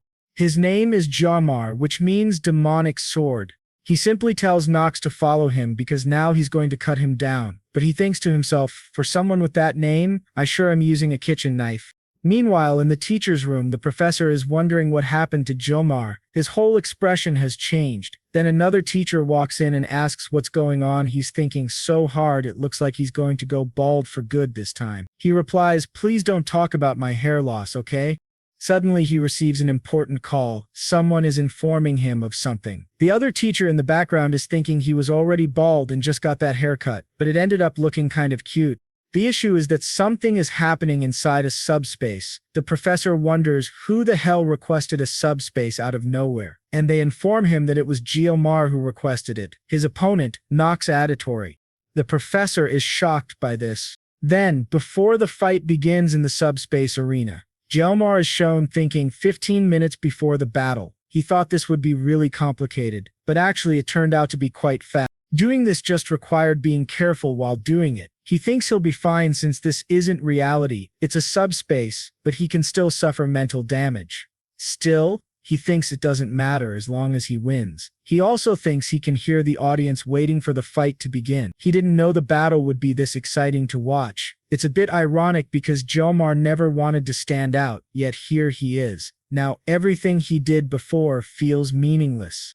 Meanwhile, Chloe is somewhere crying, saying, "Please, Jomar, don't do this." Jomar says, "Chloe, relax. It's all good," and he thinks she must be blaming herself for this. Jomar adds that she even lent him a knife. It's going to be fine, but then he goes silent for a moment and Chloe says that Nox is really powerful. Jomar replies that so is he, but Chloe insists that Nox is a genius with unmatched talent in the entire history of the Auditory family. When it comes to the art of darkness, no one is on his level. At 14, he was already considered a master. Jomar thinks, the peak of the art of darkness, who comes up with these names? But then he realizes it doesn't matter how much he tries to avoid this. This was the choice he made himself in the end. Just like his master once told him, he was destined to wield a blade for the rest of his life. Of course, his master probably didn't expect that he'd be using a sashimi knife in his reincarnation. Then, the narrator announces that the battle is about to begin, calling for the cadets to appear in the arena. Jomar says it's time. Chloe is a bit shy and clearly nervous, but Jomar calls out to her and says that the world is full of all kinds of geniuses. That's exactly why he is going to win. He walks toward the arena, drawn in by all the bright lights. As he enters, the crowd erupts in cheers. People shout that they believe in Jomar, saying they knew he wasn't a coward. Everyone is hyped for this duel.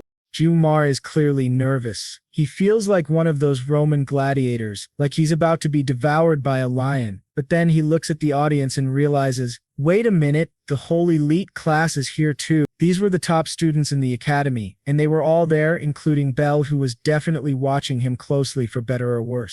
Jomar wonders if they don't have anything better to do. Now he's really embarrassed. Then Nox calls out to him, "You damn little peasant. Are you ready to deal with me now?" It's as if he doesn't see any difference between bravery and stupidity. How could someone walk into battle with a kitchen knife? Jomar truly feels Nox's murderous aura. This guy is no joke. But Jomar says a true master doesn't care about his equipment. Nox gets really pissed and says he's going to take care of this quickly, starting with cutting out Jomar's tongue. Jomar notices Nox's equipment and thinks he clearly puts a lot of faith in his gear too. It's just 2k katanas, nothing more, and he has one of the most powerful blessings in the game, the blessing of the crow. Jomar realizes Nox is holding back his killing intent and he knows how difficult that is to do. Nox is also using S-rank equipment, but the protagonist reminds himself he's prepared too. He's using a sashimi knife of completely unknown rank. The subspace barrier begins to form, signaling the start of the fight. As it rises, the narrator wishes that the hero be blessed. The protagonist activates Resistance Theodore and the blessing of the sword god. He charges in with a murderous glare. The crowd starts noticing something strange about the battle. People assumed Nox would go easy on him, but both of them are moving incredibly fast, exchanging blows with their blades. A girl says, "Wow, they're really agile." And Belle starts thinking, that weakling Jomar fights like this. Even with his power of darkness, Nox can't seem to break through the block of the sashimi knife. Then Nox starts to mold a dark aura around himself, but even so, he notices several cuts on the ground and thinks, let's see if Jumar can dodge this one. He activates his ability, Three-Legged Crow, and splits into 3 shadow clones. These clones strike simultaneously and land hits directly on Jumar. Nox believes it's over. But suddenly, Gyomar emerges completely unscathed, so fast that he avoided all the strikes. Nox asks aloud, how? The crowd is amazed. They don't see this kind of thing every day. People start saying this freshman really has something special. Belle thinks only those with truly sharp eyes can see what's actually going on. So far, the only aggressive attacks have come from Nox. Jumar has only blocked or dodged. She wonders, does he even want to fight? At this moment, Nox is trembling with rage. He remembers Chloe warned him that this guy wasn't normal, even after using the blessing of the crow which he thought would annihilate Gyomar. The guy dodged it like it was nothing. Nox realizes Gyomar is focusing entirely on speed. Seeing how skilled he is, Nox knows he has to be careful now. He decides to go for a single lethal strike, powerful enough to cut off his head, but he still can't believe Gyomar is only holding a kitchen knife. Just then, Gyomar drops the knife Chloe gave him, and Nox asks if he's already given up. But then Gyomar picks up his famous knife, the one still stained with blood. He takes a stance for battle and starts staring into Nox's soul. Nox asks, "What is this? Are you trying to provoke me?" He prepares another attack with his dual katanas and says he'll slice Gyomar in half with a single blow. But at that moment, Gyomar simply vanishes. He's that fast. By the time Nox realizes it, it's already too late. Gyomar thinks that all he ever wanted was a comfortable life, but somewhere along the way, he lost his sense of purpose. Still, he's not the type to regret his actions. He's going to make one clean cut, just that. A second later, Nox is already missing his right arm, unable to comprehend how it even happened. Gyomar had passed through him like a shadow. Everyone in the audience is completely stunned, even the strongest ones. Gyomar thinks it's time to use everything. Blessings, curses, whatever comes his way. It's time to say goodbye to the peaceful life he once dreamed of. In the next instant, he starts slicing up Nox's entire body, saving the head for last. The subspace barrier collapses because the battle is already over. The only one left standing is Gyomar, while Nox is on his knees. Gyomar calmly puts his knife away, leaving the girls around completely terrified by what they just witnessed. Gyomar barely reacts. The narrator announces the end of the duel and thinks, I probably should have expected this kind of outcome from her. Well, there's no going back now. Gyomar reflects on the fact that he did all this with a fish-cutting knife, but he still sliced a person. He can feel it. His only comfort is that everyone he's cut was inside the subspace. It was just a simulation. He didn't cut a real person. Still, he thinks about Nox, who had been left in despair. Erfol admits that Nox truly was powerful. Just as Chloe had said, he had incredible experience and battle instincts. However, anyone could sense his bloodlust. His killing intent was practically leaking out. In the end, that overwhelming aura worked against him. The battle lasted only 26 seconds, and the winner was Kang Gyomar. After that, the whole school went wild. Everyone was yelling, asking what had just happened. Gyomar thinks, damn it, now I'm popular. He says, well, there's nothing I can do now. This was the path he chose, and he'll endure it with resilience and courage. And of course, after that, the school was flooded with rumors and gossip. People were saying that Nox was from the Auditory family, a natural-born assassin. How could someone like him lose to that guy, a freshman? Meanwhile, Belle was also thinking about Gyomar. No matter where she went, people were talking about him. She thought, yesterday was really shocking. When Nox's arm was severed, she could hardly believe her eyes. In that moment, she saw swordsmanship like nothing she'd ever seen. Using only kitchen knives, the idea that someone could win a battle with that kind of blade was hard to process. Then she remembered something that time when she sat next to Gyomar and wondered who had beaten her, who had taken first place while staying anonymous. She remembered thinking that Gyomar seemed weak, so there was no way it was him. But then she realizes it was Gyomar. He was the #1 student. She thinks, now I'm sure of it. How frustrating. She admits to herself that he really is stronger than her. She stands up and says, this is unacceptable. Her friend asks, what's going on? Belle replies, sorry Rachel, did I wake you up? Rachel says it's nothing, but then asks, are you sure it's nothing? Belle says she's just a little anxious because she hasn't trained much in the last few days. But Rachel looks at her and says, with that look on your face, you're clearly hiding something. Just say it, maybe you're hungry. Belle says no. Rachel suggests maybe she forgot her gear at home. Belle says no again. Then she says maybe she just needs to go to the bathroom. Again, Belle says no. Then, Rachel goes, it must be that boy. At that moment, Belle trembles and turns completely red. Rachel exclaims, no way, you're thinking about that boy, you've fallen for him. You're totally obsessed, you can't stop thinking about him. Rachel continues, who could this guy be that's taken up so much space in Belle's little heart? She starts listing options. Could it be Leon, the handsome blonde guy? He is really cute, after all. Belle says no. Rachel notices that when she mentioned Leon, Belle didn't seem interested, so maybe it's Jomar, that special student. When Belle trembles again, Rachel goes, bingo, got it. Then she grabs Belle and starts pulling her out of the room. Belle asks, where are we going? Rachel replies, what do you mean? Where we're going to his class? When they arrive at the tiger class, Rachel says, one moment, please. The students are shocked. What are they doing here? These were top-ranked students walking through like royalty. All that was missing was a red carpet rolled out in front of them. Rachel climbs onto a desk and shouts, where's the black-haired boy? Then she starts looking around, scanning the room to find him. She's at his desk, but Rachel says, I'm not hot enough to be climbing up on desks. That makes Belle incredibly embarrassed, for the love of God. Then Rachel says she found the guy, but he's sitting next to a girl. Is that his girlfriend? It was Chloe, all cuddled up with Jumro. Rachel thinks it doesn't matter and starts walking toward them, thinking this is going to be fun. Chloe, who had been happily smiling a moment ago, now has a face like thunder. As Rachel approaches, both Belle and Chloe get visibly nervous. Rachel sits down and says, oops, sorry, did I wake you up? She's clearly flirting. Then she asks, your name is Kang Gilmar, right? She says they've met before. Well, she was in the audience during his match yesterday. She tells him he's much cuter up close. Gilmar thinks his instincts are screaming for him to run. Who is this girl? Chloe is wondering the same thing and grabs Rachel's hand to pull her away from Gilmar.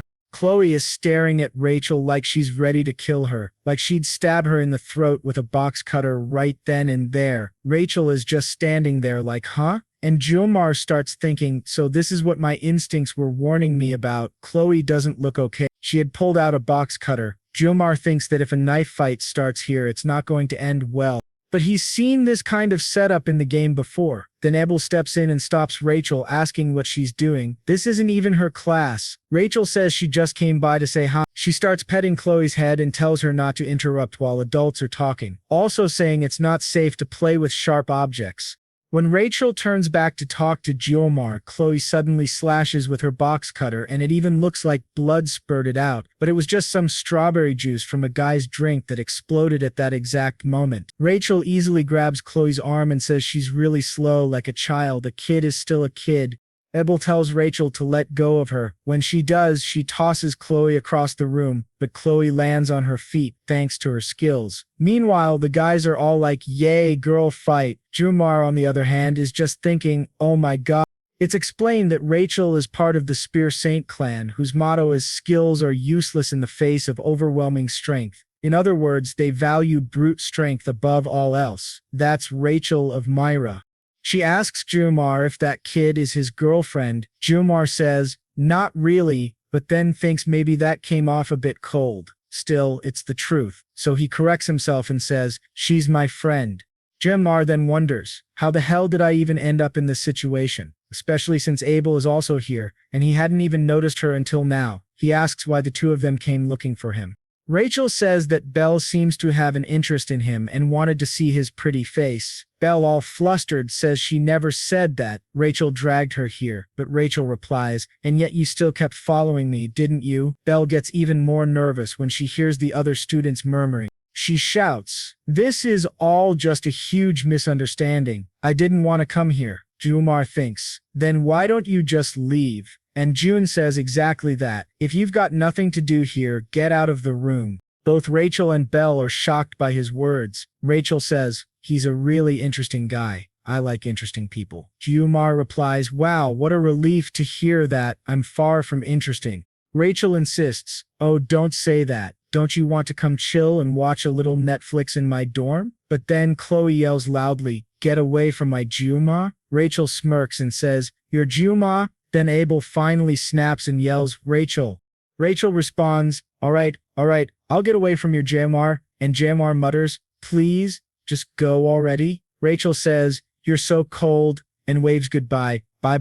Jamar thinks, just please leave, for fuck's sake. Then he smacks his head down on the desk to go back to sleep. Abel glances back at him one last time before leaving the room. The classroom falls into a deep silence.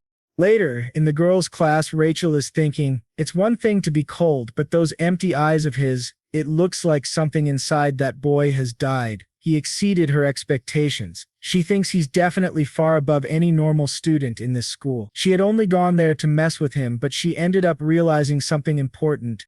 In her clan, relationships and engagements are only allowed with warriors of great strength. She thinks that Jamar might be a precious resource. It's only natural that even the great Empress Chloe would be drawn to him. Rachel passes by and apologizes to Miss Bell. Bell tells her she should be apologizing to the students of the Tiger class instead, but Rachel says it's not about that, it's about Jamar, and she declares, I'm not going to share him.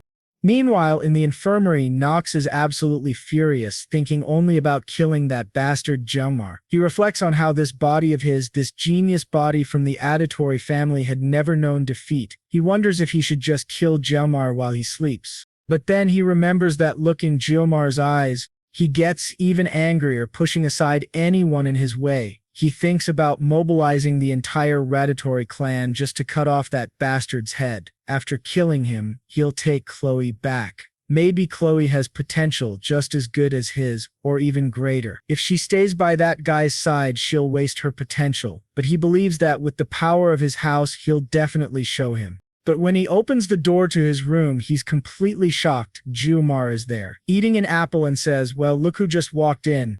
Later in class, Chloe is clearly shaken. Jungmor thinks she must be really mad about what happened. Chloe is thinking about killing anyone who gets close to Jungmor. Then he calls out to her, hey, are you okay? She softens up and asks if he needs anything. Jungmor then asks, what is Nox doing right now? Chloe hesitates a little but says that Nox is in the medical wing. Jomar says, but no one gets injured in the subspace, right? Chloe says she hasn't visited him yet, but apparently, Nox checked himself into the infirmary. Still, she tells Jomar not to worry too much about it. Jomar thinks, I really did slice him up, but not enough to traumatize him. He must be planning something. Then with his usual charm, Jomar puts his hand on Chloe's head and asks, what's Nox's room number?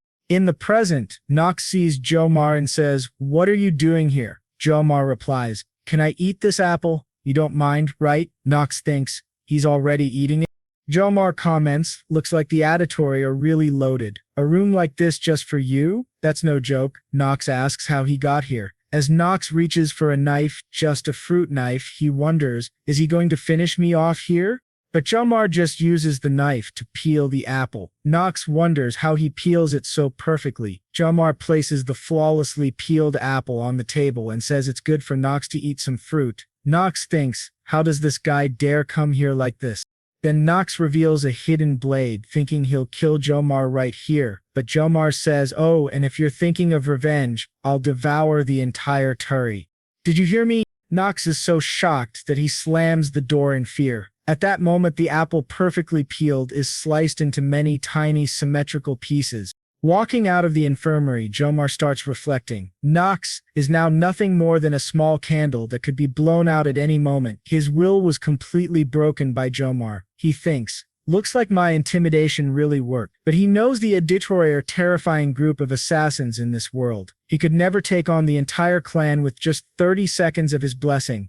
He thinks everything I can do is limited to 30 seconds. That's the worst case scenario. He'd need to kill as many as possible within that time. Looking up at the moon, he feels like he's in the eye of a tornado, like he's being used for something. Jemar says, well, I'm just as insane as the world around me, huh? Since Nox is no longer an obstacle, Jomar now has a bigger problem to deal with. The girl he most wants to avoid, Rachel.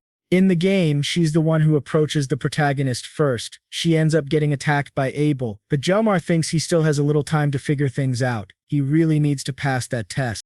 He thinks, a reward is a reward. I need that weapon. Murazami, the sword that lets me fight for more than 30 seconds. He sees the test date is approaching. It's a test to subjugate a demonic monster in a group of 5 people, regardless of their class. The school does this to emphasize teamwork, though individual prowess still matters. Being loyal to your teammates counts for a lot in this test, even if it's a little random. It's not too hard to form a group. He might even be carried by them. The demonic creature in the test is a mermant, a D-rank demon beast. In the game, it looked really gross. But now, seeing one face-to-face, he's worked with fish all his life. It's not that bad. Now, if it were mermaids, that would be different, because they are much stronger. He thinks mermaids aren't even considered monsters. They're demonic humans. Compared to demonic humans, regular monsters are like puppies. Fortunately, they don't have to face any mermaids this time. That means the students won't have to deal with demonic humans for now. He says, well, it's really been a month since I've been here. This night feels pretty peaceful. Then he reflects. It's been 700 years since humans and demons made a pact. But just like in human history, peace doesn't mean no wars. There have been many battles, both big and small, in this world too. For example, Vasid, about half a century ago, he was a commander of the 6th Legion. He claimed he was going to restore the commander of the 1st Legion and crossed the Mystic Air Line. Crossing that line, he wanted to bring back General Luck. At that time, the ones who fought against him were Sieg and Medea. After an entire week of very bloody battles, humanity won, and the 7 greatest heroes of the nation were born. But of course, there were sacrifices. Still, neither faction, humans nor demons, wanted to escalate things any further. While playing the game, the protagonist asks, wait a minute, this guy was named the strongest human just for defeating the commander of the 6th Legion? But since then, peace has continued. Jomar wonders, if this is peace, then the more he thinks about the commander of the 1st Legion who is sealed, not dead, the more anxious he becomes. In 3 years, the second human-demonic war is going to begin, and the Demon King will be part of that war. But thinking about it, it won't change anything, so he has to focus on the mid-year exams. Thinking too far ahead won't help at all. Still, it's really frustrating. He needs to find a team, but he doesn't have many friends. He thinks that currently he's not the most famous student at the academy, and maybe he can use that to his advantage when forming a team. He realizes that living under the radar for 3 years is impossible, but it's still a good idea to form a strong group for the mid-year exam. He can't live a peaceful life, but maybe he can live a life that's not too peaceful yet still comfortable. He changes his goal. However, the next day in class, even with so many people around, no one invites him to join their group. He thinks this is bad. Maybe it's because he sliced poor Nox into pieces. He realizes that he lacked moderation during the fight and ended up scaring everyone. He thinks Chloe is just like him, also considered an outsider in this place. So Jamar asks her, hey, you don't have a group either. She says she's alone. Jamar asks if she's okay. He's used to it, but she has friends, doesn't she? She says it's all right. Jomar invites her to join his group, but they still need to find 3 more people. Chloe says that sounds great. Jomar thinks she looked really happy to hear that, and he reflects that, considering he only has 30 seconds of real combat ability, having Chloe by his side is like having an entire army. Then suddenly someone bursts in, yelling and breaking things. It's Rachel, who obviously wanted to team up with him. Jomar thinks, crap, what is she doing here again? But Rachel says something like, huh. Chloe was already pulling her blade to finish Rachel off, and Jomar tells her to stop. He's not in the mood today. Rachel asks, why is my little Jamazinho so grumpy? He tells her to stop calling him that. She says she can't hear him, throws herself face first onto the table and says, oh my god, I fell. Then she asks if he already has a group. Jamar thinks she's really not listening, but he tells her no, he doesn't. She says she's lucky, so why don't they team up? She even places her hand under his chin, but he pushes it away and asks, why me, huh? There are so many people who would join your group. Why me? She replies that no one is fun at this school, but she finds him very entertaining. Jomar says he's already in a team with Chloe. Rachel says that's fine. There are still 2 spots left. Jomar thinks Rachel doesn't realize that this might affect her grades. Then he glances at Chloe, who nods in confirmation.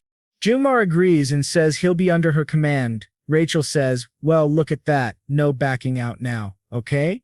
Jomar asks who the other team members are. Rachel asks if he knows Leon.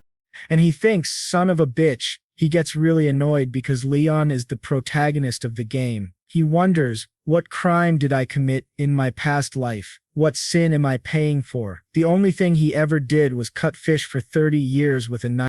He thinks it's so unlikely that he's getting involved with people like this, the major heroines of the game, but in the end he doesn't care because Leon is the real protagonist of this story. He has no idea what's going to happen in the future, but he knows it's all going to be Leon's fault in one way or another.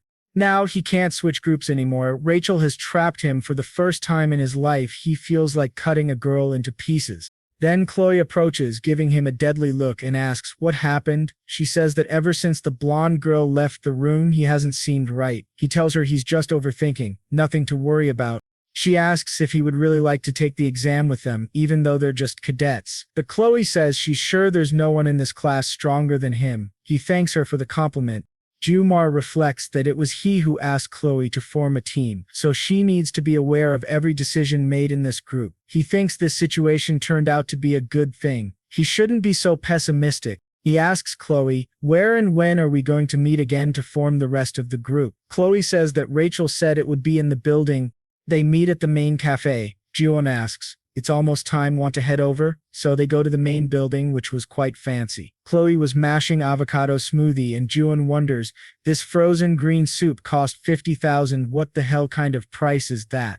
He starts choking immediately and says, yeah, Starbucks is really great. He thinks he has to control himself because he's an adult. He realizes that the only drink under 10,000 was the espresso he's drinking, and it tastes like crap. Since the university card doesn't work in that place, he decides he won't be coming often.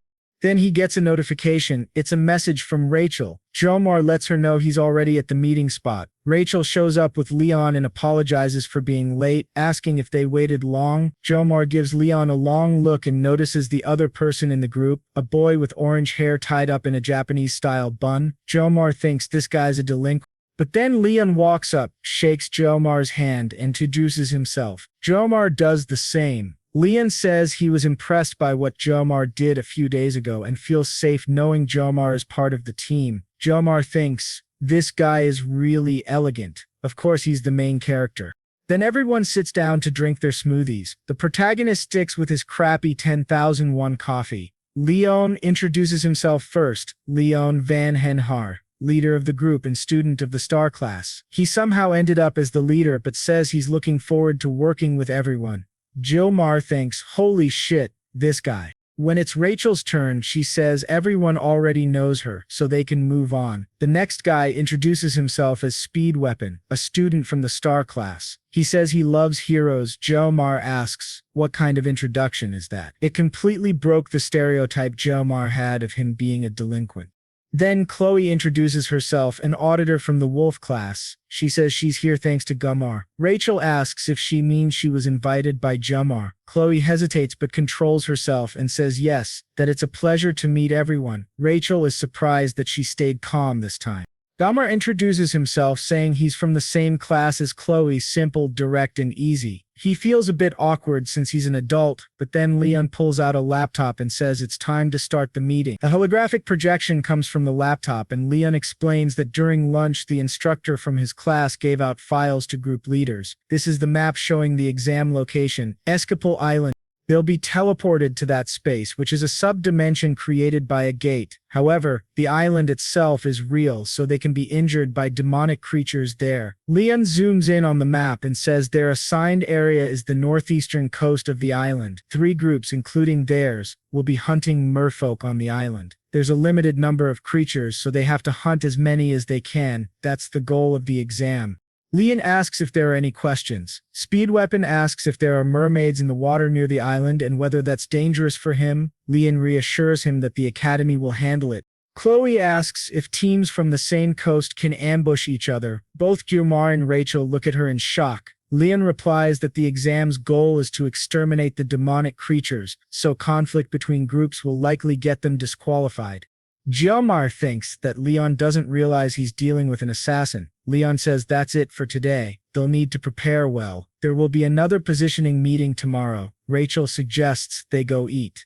But Chelmar, having stayed seated, ends up alone with Leon. He finds it awkward and wants to leave quickly, but as he stands up, Leon says, "Excuse me," and asks where Chelmar came from to begin with.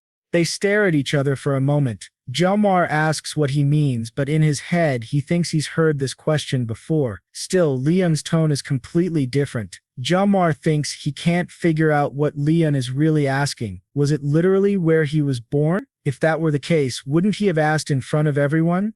Leon apologizes for the weird question out of nowhere. Then he says that maybe Chelmar is similar to him. Chelmar asks what he means by similar. He thinks that, well, since the game is Korean, the base language is Korean, but that doesn't mean other cultures don't exist. Just from the name, it's clear that Chelmar is Korean. Leon says, "Never mind, pretend you didn't hear anything." Then he walks off, but Chelmar stops him and asks back, "Where are you from?" Chelmar thinks, "Crap, I grabbed his shoulder by instinct." Leon answers, "Germany," then he walks away. Chelmar thinks, what the hell was that guy on about, and wonders if he's just being paranoid about all this. At that moment when he heard that question, "Where did you come from?" felt as if Leon was implying that Chelmar came from another world, an intruder who shouldn't be here, but maybe it was just paranoia in his own head. Still, Chelmar thought that, as the protagonist of the game, Leon might be able to sense things like that, right? And with a knife right in front of him, he thought, while the blessing of the sword god is active, his senses would also strangely be greatly heightened. So he decided to test it. He activated his blessing, and suddenly a phrase appeared in his mind. Leon's existence is from this world. Chelmar thought, here we go again. He activated his blessing, focused, and heard that same voice. He thought that voice gave him a headache that went beyond the blessing and pain itself. He also considered that the Leon he met today was undoubtedly the same Leon from the game. No one else could replicate him so perfectly. He wondered if Leon really wanted to know what country he was from. Still, he said the two were similar. Chelmar thought he should check Wikipedia, but there was nothing about Leon in this world. He sighed and said, "Well, I guess I have to get involved with Leon now." If anything happens, he could ask Medea for help, and Medea was eager to meet the protagonist again. But he thought he had to think carefully. It was strange that he stayed calm in this kind of situation. Then he checked the system to see all his blessings. He thought he was making slow progress, but progress nonetheless. His mental strength and weaponry remained the same, but his physical strength and endurance increased thanks to the training he had done. He thought his weaponry would only increase once he acquired the Murazami. He also thought his assimilation level had risen a lot, and it seemed like something was about to unlock soon. Maybe it was related to all the fights he had participated in. He had dueled with both brothers and sisters, including Zeditor. He found it very frustrating not knowing much about his own body and powers. Then at that exact moment when he was thinking about this, the system showed a new message. You have reached a certain level of blessing activations. Adjustments will be made. He was very confused and surprised. His pain blessing duration increased from 30 to 40 seconds, and he was impressed. That was great. The system said his effort had paid off, and Chelmar thought that was wonderful. Days passed, 4 days until the exam, then 3, 2. On the day before the exam, during training, he was extremely fast. So much so that he managed to cut a drop of his own sweat. He was happy with the result. Finally, the day of the exam arrived. They all stood in front of the subspace gate, and he thought it was a completely different feeling from the training subspace. His group called for him, all ready. Rachel, positioned as the main damage dealer at the front of the team, said, "Finally, Chelmar, you're punctual. You're late today." Leon, the leader in the middle of the team, said, "Let's go, Chelmar." Speed Weapon, the support, stayed near the back. Chloe, the secondary damage dealer, stood in second position, and Chelmar was in the rear guard. He apologized for being a bit late, but then noticed everyone's equipment. Rachel had a rank S weapon, as did Leon. Speed Weapon had a flute. Curious, Chelmar asked what he was looking at. Rachel whispered that Speed Weapon's equipment was actually rank S and was used for healing and support. It was explained that it was a rank S healing weapon, ridiculously difficult to obtain even if you spent all your money in the game. Its appearance also contributed to its rarity. Chelmar took a closer look and said, impressive. Speed Weapon replied, "Get away from me."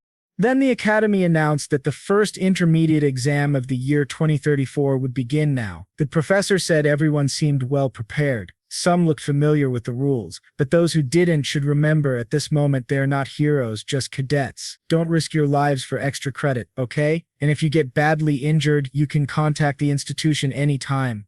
Lian said it seemed almost time and told everyone to prepare and not be nervous. Just do their best, Jomar thought. Finally, it started, but Chloe seemed a bit bothered by something. Jomar asked if she was okay. Chloe said, well, I know getting anxious is normal, but I remembered there are many mermaids on that island.